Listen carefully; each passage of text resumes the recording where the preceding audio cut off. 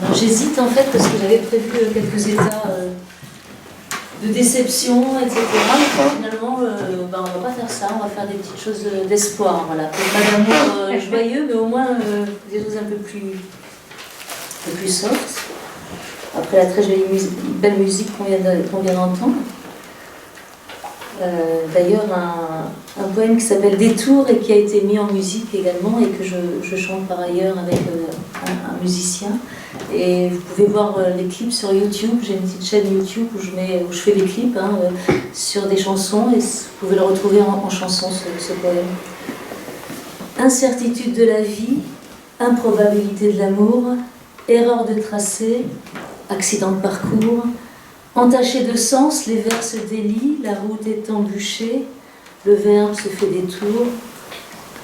Soudain, un mirage qui apaise le cœur, sensation, émotion, émerger de l'oubli, rouvrir ses pages.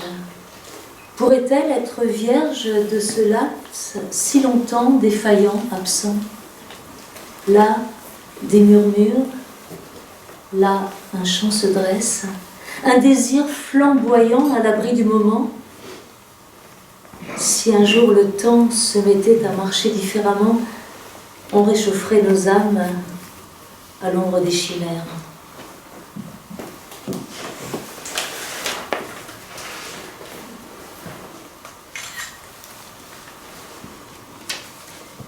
Donc ces poèmes sont extraits de Chemin de Soi, qui est le dernier recueil de poésie publié aux éditions Auteurs du Monde. Sur le pollen de la vie. L'avenir est un beau présent avec ses couleurs embaumées de songes, un passé pensé de bourgeon, ta présence en ré intérieur, l'aveu, dire et se réfugier dans un lit d'or et de soie brodée, jolieste d'une destinée promise au ciel et aux belles pensées. Le futur est un engagement, joyeux chef-d'œuvre, heureux serment de plénitude et de senteur douce, à l'aube du désir, un jaillissement. L'avenir est une rose, en forme de nymphe venue à tes côtés te narrer les contrées enchantées et se poser telle une abeille sur le pollen de ta vie.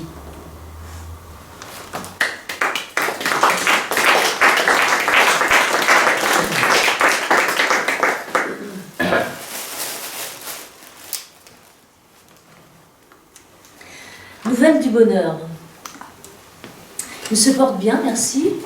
Il a ce matin refleuri et de nouveau, il s'anime et fait des rimes. Tous y aspirent nuit et jour. On l'appelle au nom de l'amour. Il rend les gens si heureux. À son approche, on est joyeux. On le chante en poésie. Ainsi, il se fait plein d'amis. Enfants, fleurs, animaux, en solo ou en duo, invitez-le chaque jour à votre porte. Célébrez-le avant qu'il ne sorte. Gardez-le sur vous bien au chaud. Choyez-le, c'est le plus beau des cadeaux. C'est un éclair de vie, c'est un élan du soir, c'est un baiser tendresse, c'est une fontaine ivresse. C'est un cadeau magique, un retour de musique. C'est comme un bateau livre tanguant dans des eaux vives. Ça me remue tout partout, ça réchauffe ma douleur, ça me touche en plein dans le cœur. Dis-moi, c'est grave, docteur? Tu m'emportes dans les cieux, alors j'écarte la peur et je t'accueille. À deux, la vie est plus suave. C'est si beau les voyages, partance vers des eaux claires, un envol sans nuages, colombe de bonnes nouvelles.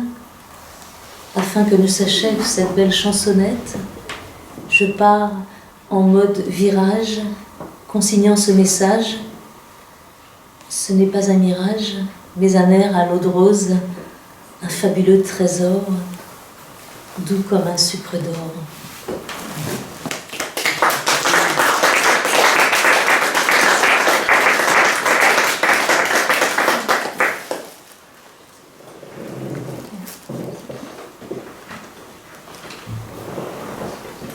mon homme des bois, tantôt poète, tantôt rocker, tantôt aède, tantôt trouvère, mon rhapsode, mon cicérone, chantre d'amour, barde de joie, chante-moi la romance des fables forts.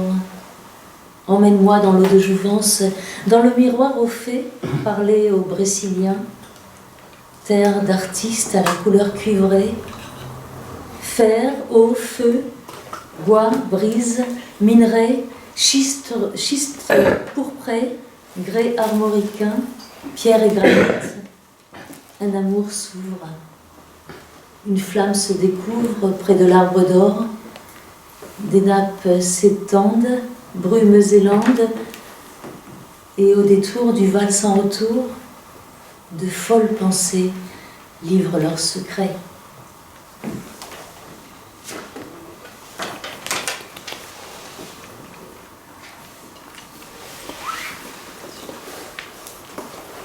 Un petit dernier. Oui.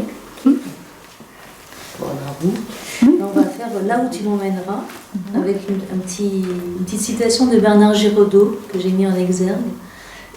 Bernard Giraudot disait « Je donnerai toutes les suites du Carlton pour un bivouac et un feu de bois sec, pour de l'eau fraîche au creux des mains à faire ruisseler sur le torse nu, pour les frissons du bonheur aux premières lueurs. » Donc je fais mienne cette consigne.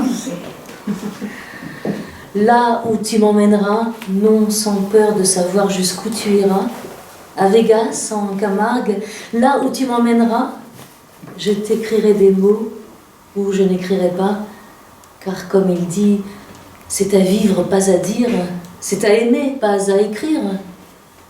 Pourtant, quand il ajoute « Je vous aime depuis si longtemps, depuis avant le début, voyez-vous » à moi, me vient le désir d'étayer ce prélude, bonheur de ce voyage, à écrire ou ne pas écrire, à vivre, à aimer, sans trembler.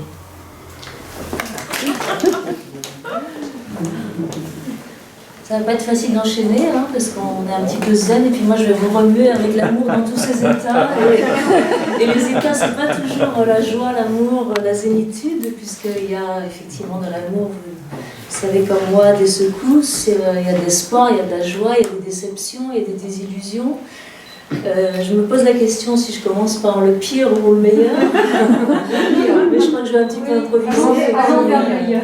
Mais commence par le meilleur. Ah oui. Je commence par le meilleur, oui, mais après on finit par le pire. Allons vers le meilleur. Allons vers le meilleur. Je crois que je vais aller un peu comme dans la vie, c'est-à-dire je me fais fluctuer au gré de ce qui vient, de l'ambiance que je ressens, etc. Et puis j'essaierai de finir par une date d'espoir, mais j'ai encore une session après Pascal, donc un petit peu aussi. Ah oui, je veux bien. Alors, s'il te plaît. quelques extraits d'un livre qui s'appelle La caresse de l'âme, que j'ai publié il y a quelques années, aux éditions Labarthe-Tavel. Et puis, pour ceux qui me connaissent un petit peu, vous devez savoir que l'amour est un grand sujet de préoccupation pour moi et d'occupation. Et donc, je continue beaucoup à écrire sur l'amour, même si évidemment ça prend d'autres formes. Et puis je vous ferai part aussi de mes actualités, puisqu'il y en a quelques-unes à la fin, si vous le souhaitez, venir me voir dans d'autres cadres, notamment la chanson, etc. Et une pièce de théâtre aussi en cours, autour d'amour. Pas tout à fait, c'est l'amour plutôt spirituel, donc c'est encore autre chose. Je vous donnerai les dates et j'aurai le plaisir de vous accueillir pour les personnes qui seraient intéressées. Je vais commencer par l'amour réinventé. Te souviens-tu? C'était un jour, un soir, ou plutôt une fois, il y a si longtemps déjà. Le soleil et la lune étaient des hors-la-loi, recouverts de nuées, ombres à contre-courant. Ils secouèrent les dunes et bravèrent l'infortune en devenant les plus chatoyants amants. Faisant fi des lumières et des contre-marées, des bassesses du monde et de ses relevés, ils firent muer le temps et imposer l'instant d'un élan que rien n'aurait pu entraver. Et la terre Éden devint réenchantée. Un autre absolu, résolument image, régna sur ce moment, abolissant mirage, miracle et fantasmes, Lu-sol, sol, lussement. Ô couleur réinventée, ô bonheur des merveilles, la nature a tant à nous montrer. Partons à la recherche des clones de tendresse, des transes et mystères de la beauté céleste. Découvrons les senteurs de ces unions innées, portant à l'unisson le profond du profond. Et lors, le vague à l'âme, la luciole ferma les yeux, la solune s'embrasa, la montagne se souleva, et la dune s'étreignit contre le corps d'un ange pour célébrer le Dieu des amours retrouvés. Donc, pour la petite histoire, c'est un poème qui a été repris dans une anthologie qui s'appelle l'anthologie de l'éternel amour, qui est parue au Cherche Midi il y a quelques années. Et donc, la personne avait beaucoup aimé ces mots que j'ai inventés, hein, la sol, sol, lune, lussement, la solune, etc. Pour moi, c'était parlant. J'espère que ça l'est aussi un petit peu pour vous.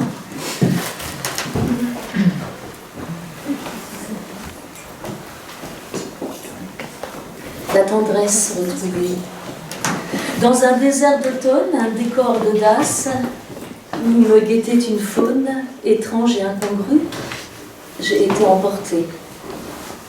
Impliquée par je ne sais quel feuillage, je survolais les marches d'un temple demi-dieu, et là, des fleurs nouvelles me tendirent une perche, un bâton de messie, lichen d'un rêve bleu. Mât d'un navire de verre, il me servit de bar dans une mer déchaînée et me fit accoster dans une aire sauvage, où des gens du tout âge, curieux de ma venue, me saluèrent en marge des normes convenues. Et tel un patriarche, je franchis le mirage, une onde sur un nid habité d'herbes folles, je découvrais l'espace et des régions rosaces d'une terre encore jamais explorée. J'abordais des nuées au visage instable, des rêves éternels, des sources mystifiées, des phylactères limpides éclairèrent les pages de mon sentier aride en actes versifiés. Ces flux de tendresse entrés dans ma planète me firent redécouvrir des plans inhabités, des caractères enfreints, des rites oubliés qui, grâce au cerf-volant de mon plus jeune âge, réapparurent au ciel de ma destinée.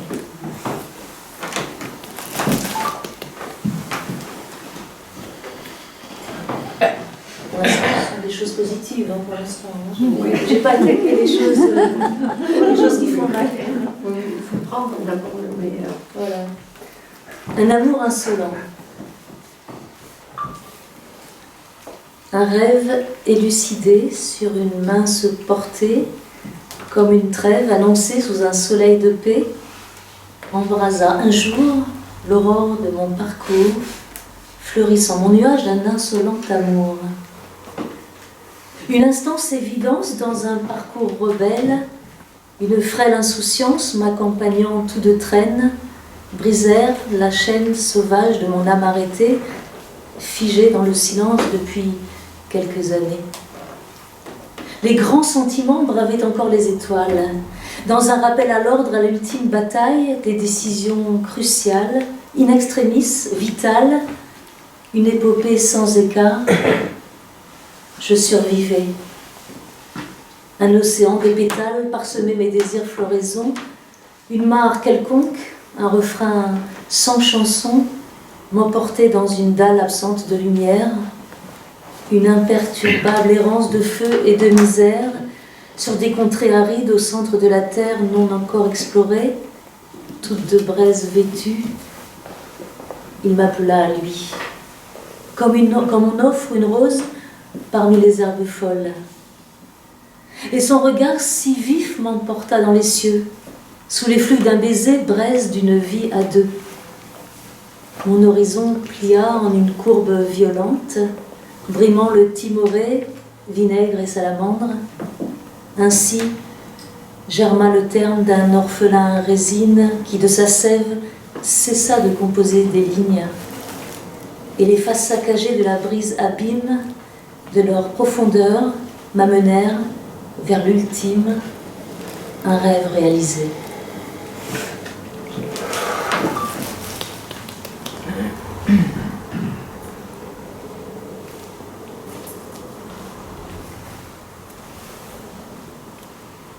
Ouais, c'est un petit peu autre chose, mais ça s'appelle Nulle part. Mais vous allez voir qu'on arrive quand même quelque part.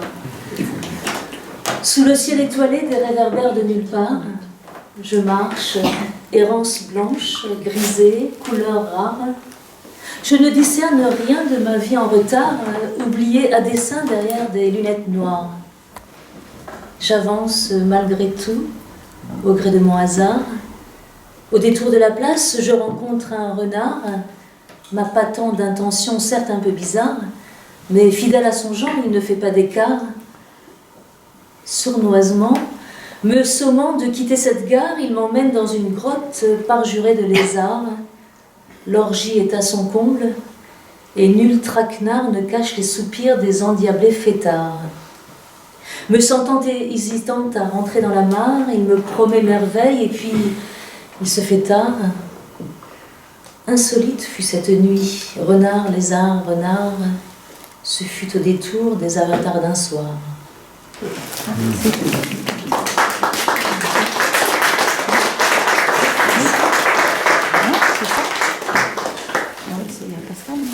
Il y a un petit dernier pour cette partie-ci qui s'appelle Surréaliste.